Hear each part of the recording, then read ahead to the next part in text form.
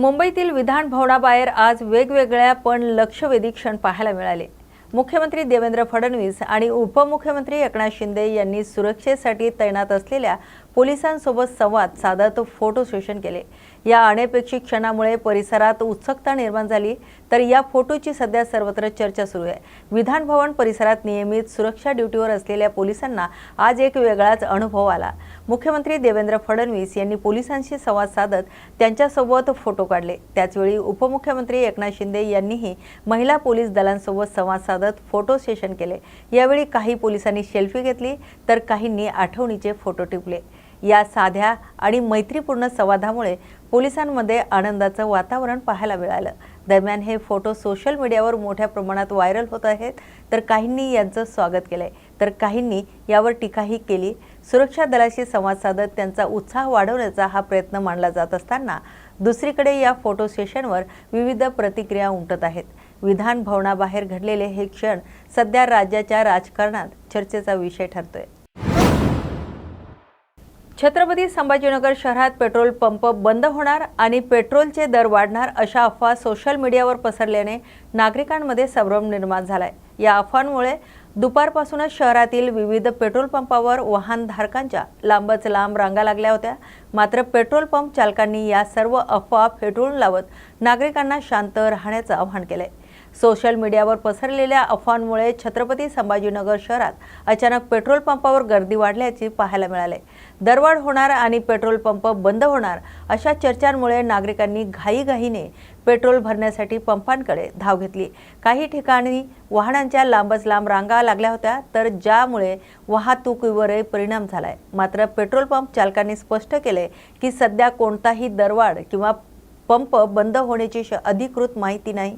त्यामुळे नागरिकांनी अफवांवर विश्वास न ठेवता संयम बाळगण्याचं आवाहन करण्यात आले। एकूणच अफवांमुळे निर्माण झालेल्या या परिस्थितीमुळे नागरिकांना त्रास सहन करावा लागला। प्रशासन आणि पंप चालकांकडून पुन्हा एकदा नागरिकांना आवाहन करण्यात येत आहे की कोणतीही माहिती अधिकृत स्रोतांवरूनच तपासून घ्यावी। वाहन जे गर्दी करत आहे पेट्रोल पंपावर, आवाहन करणार यांना आवाहन करणार आहे की ही अफवा आहे। पेट्रोल डिझेल सर्वांना व्यवस्थित मिळणार आहे, फक्त या भाववाढीमुळे ही गर्दी होती आहे, बाकी दुसरं काही नाही। सरकारकडे सर्व कोठा उपलब्ध आहे, यायला उशीर होतोय म्हणून हे परेशानी चालू आहे, दुसरं काहीही नाहीये। भाववाढीबद्दलच हे सर्व काही चालू आहे। आता सध्याच्याला काही पंपावर आहे तर काही पंपावर नाहीये।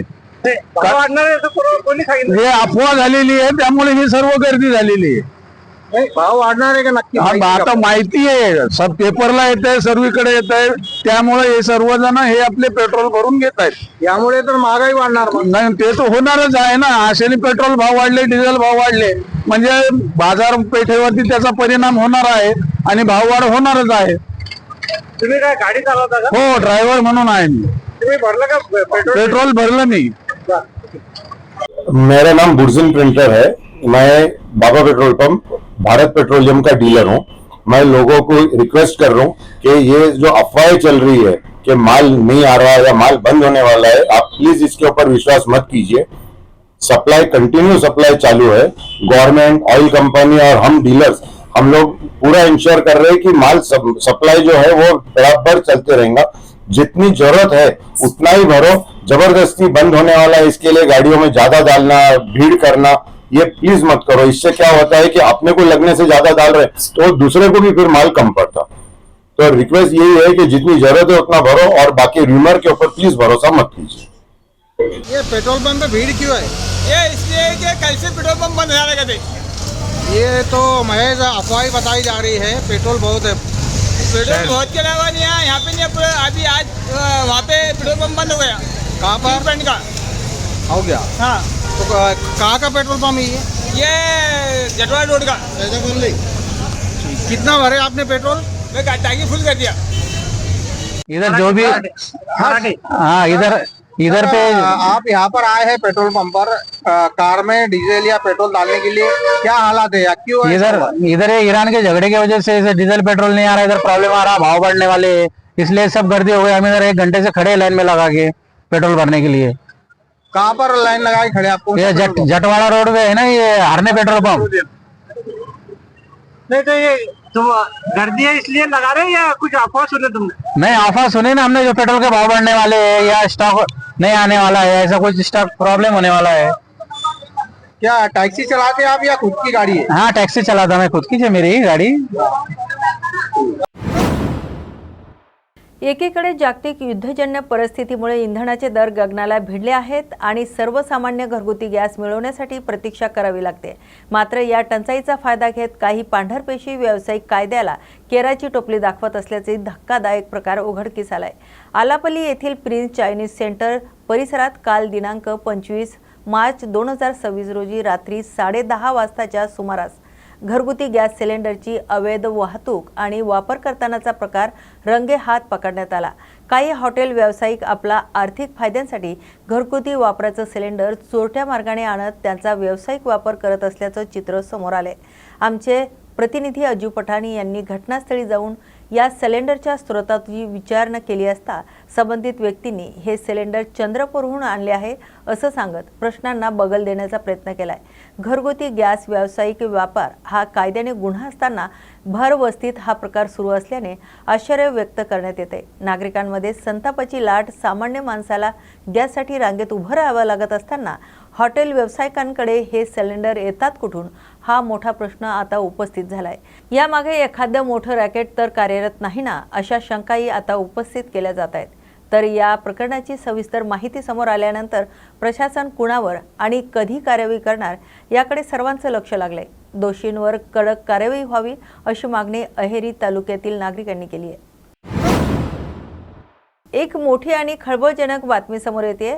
बुलढाणा जिल्ह्यातील सिंदखेडराजा परिसरातून एका बाजूला जनजीवन सुरळीत असतानाच आज सकाळपासून सिंदखेडराजा आणि किनगाव राजा परिसरात पेट्रोल डिझेल संदर्भात पीओ फुटल्याची एक अफवा वाऱ्यासारखी पसरली। या अफवेने संपूर्ण तालुक्यात घबराटीचं वातावरण निर्माण झाले।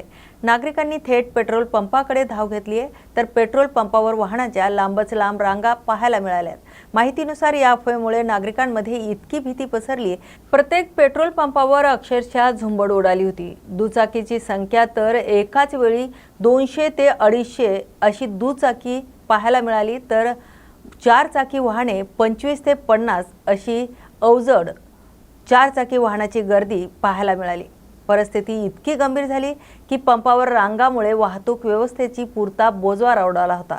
प्रशासनाचं मौन आणि नागरिकांचा संभ्रम विशेष म्हणजेच सकाळपासून ही धावपळ सुरू असतानाही प्रशासनाकडून अद्याप कोणतीही अधिकृत स्पष्टीकरण समोर आलेलं नाही। पीओ फुटला म्हणजे नेमकं काय की ही केवळ अफवा आहे, याबाबत जिल्हा अधिकारी कार्यालयाने तात्काळ भूमिका स्पष्ट करावी अशी मागणी आता जोर धरू लागली आहे। सेलू शहरात पेट्रोल संपणार असल्याच्या अफवेने नागरिकांमध्ये घबराट पसरली आहे। आखाती देशामध्ये सुरू असलेल्या युद्धजन्य परिस्थितीच्या पार्श्वभूमीवर ही अफवा पसरल्याचं सांगितलं जात आहे। तर या अफवेच्या परिणामामुळे सेलू तालुक्यातील सर्वच पेट्रोल पंपावर नागरिकांनी मोठ्या प्रमाणात गर्दी केली आहे। पेट्रोल भरण्यासाठी लांबच लांब रांगा लागल्या आहेत, तर सेलू शहरात जवळपास 5 ते 7 पेट्रोल पंप असून सर्वच पंपावर दुपारपासून नागरिकांची प्रचंड गर्दी पाहायला मिळते आहे। पेट्रोल संपणार या भीतीमुळे नागरिकांनी घाईघाईने पंपाकडे धाव घेतली आहे, ज्यामुळे वाहनांच्या लांबच लांब रांगा लागल्या होत्या। या गर्दीमुळे शहरातील मुख्य रस्त्यावर वाहतूक कोंडीची परिस्थिती निर्माण झाली आहे। दरम्यान कोणतीही अनुचित प्रकार घडू नये यासाठी सेलू पोलीस यंत्रणा सज्ज झाली असून प्रत्येक पेट्रोल पंपावर पोलीस बंदोबस्त तैनात करण्यात आलाय। तसेच सतत पेट्रोलिंग सुरू असून परिस्थिती नियंत्रणात ठेवण्याचा प्रयत्न केला जातोय। तर एकूणच अफवांमुळे निर्माण झालेल्या या परिस्थितीमुळे नागरिकांना त्रास सहन करावा लागत आहे। तर प्रशासनाकडून नागरिकांना आवाहन करण्यात येत आहे की कोणतीही माहिती अधिकृत स्रोतावरूनच तपासून घ्यावी आणि अफवांपासून दूर राहावं। आखाती देशामध्ये सुरू असलेल्या युद्धजन्य परिस्थितीमुळे आपण पाहत आहात की पेट्रोल आणि डिझेलचा तुटवडा होणार अशा अफवा पसरल्या आहेत आणि त्या अफवा पसरल्यामुळे सेलू शहरातील सर्वच पेट्रोल पंपावर नागरिकांनी कुटुंब अशी गर्दी केलेली आहे। आणि आपण इथं जाणून घेऊ, आपल्या इथं काही ग्राहक आहेत, त्यांना या टंचाईबद्दल काय वाटतं? टंचाईबद्दल काय वाटतं? टंचाई तर नाही आहे, पण सगळी अफवा पसरवलेली आहे, याच्यामुळे एवढी गर्दी आणि एवढा सगळ्यांना त्रास होत आहे। यांना वाटतं की टंचाई नाही आहे, गर्दी लोक मुद्दामच करत आहे, पण तरी पण नागरिकांच्या मनात भीती आहे. अजून आपण पेट्रोल म्हणजे ही आता अत्यावश्यक गरज आहे, ती बंद नाही सर्वांना पेट्रोल भेटायला पाहिजे. अफवा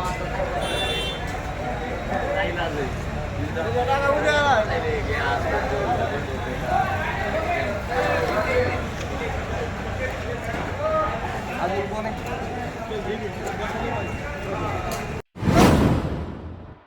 परभणी जिल्ह्यातील सेलू तालुक्यातील हातनूर येथील श्री नागनाथ तीर्थक्षेत्रात सध्या सूर्य किरण उत्सवाचा अनोखा सोहळा पाहायला मिळतोय. प्राचीन स्थापत्यशास्त्र, खगोलशास्त्र, धर्म आणि विज्ञान याचा सुंदर संगम असलेल्या या मंदिरात सूर्यकिरण थेट गर्भगृहात जाऊन शिवपिंडीवर पडताना दिसत आहे. या अद्भुत दृश्यामुळे मंदिराच्या रचनेबाबत पुन्हा एकदा चर्चा रंगली आहे. हातनूर येथील श्री नागनाथ मंदिर हे स्थापत्य आणि खगोलशास्त्राचा अचूक मिलाप असलेलं प्राचीन तीर्थक्षेत्र मानलं जात आहे. मंदिराची रचना अशी करण्यात आली आहे की विशिष्ट कालावधीत सूर्यकिरण मंदिराच्या मुख्य प्रवेशद्वारातून थेट सभा मंडप आणि गर्भगृहातून प्रवेश करत शिवपिंडीवर पडतात. मार्च महिन्यात दिसणारा हा किरणोत्सव भाविकांसाठी अत्यंत आकर्षणाचा विषय ठरतोय.